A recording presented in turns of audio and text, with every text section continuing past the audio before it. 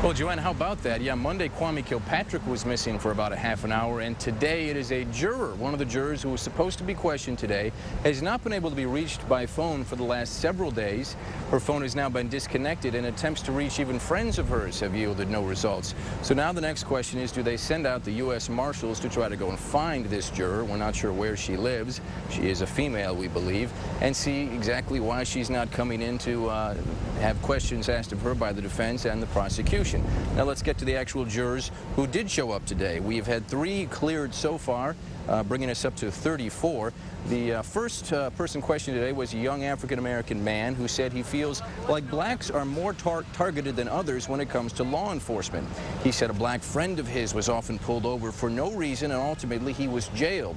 Despite that, though, he said he believes in accountability, and if any of these defendants did anything wrong, he would have no problem finding them guilty.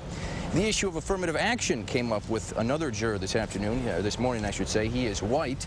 He said he resented giving preference to anyone because of their race.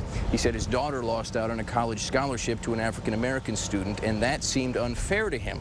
The defense was concerned about his answers here because they will argue Bobby Ferguson received city contracts, at least in part, because of affirmative action type programs that awarded minority companies extra points in the bid process. That juror still said he wouldn't hold that against Ferguson and could still treat him fairly. Now, we should also mention, obviously, race playing a big role today. The media also came up a little bit in questioning of some jurors. One juror said that he had disregarded Judge Edmonds' order to avoid any media. He said he read a very lengthy piece on Sunday about this trial. She scolded him for that, called him on the carpet, and told him that if he is to be picked on this jury, he's going to need to listen to that instruction. They don't want any jurors to be following the media on this very high-profile case.